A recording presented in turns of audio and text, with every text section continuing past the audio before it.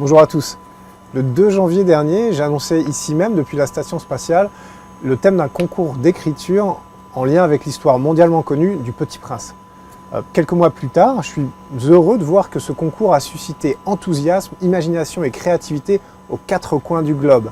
Plus de 8000 jeunes écrivains, en herbe, ont envoyé leurs textes, et ce depuis 78 pays différents.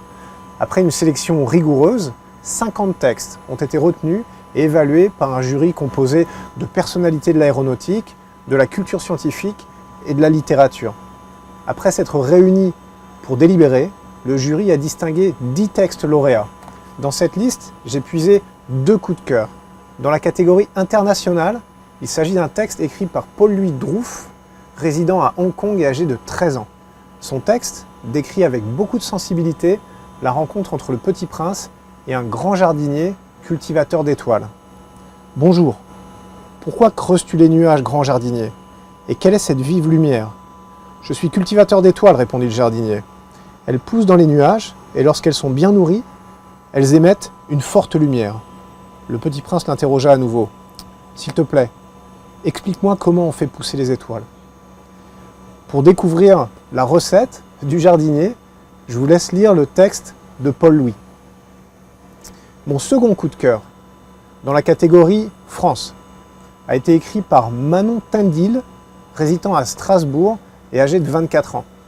Dans son texte, le Petit Prince rencontre un larmoyeur dont le travail consiste à s'occuper des chagrins du monde. Il se dégage de ce texte une profonde poésie entre mélancolie et espoir. Je ne garde rien pour toujours. Nos chagrins nous appartiennent. Je les garde jusqu'à ce que leur propriétaire soit capable de vivre avec eux. Tu vois ici, c'est le bassin des genoux écorchés. Quand les enfants apprennent à marcher, souvent ils tombent, et alors ils pleurent. Pas parce qu'ils ont mal au corps, mais parce qu'ils ont mal au cœur. Ce sont les premières hontes de ne pas réussir à faire comme les grands. Les larmes de ces enfants vont dans ce bassin, voient comme l'eau est claire. Là-bas, c'est le lac des disparus. Il est rempli des larmes versées par les gens qui ont aimé et qui ont perdu ce qu'ils aimaient. Des larmes très brillantes. Et regarde la cascade qui s'écoule ici. Tu remarques la force des larmes jaillissant violemment comme un torrent? Ce sont les larmes de colère et d'injustice.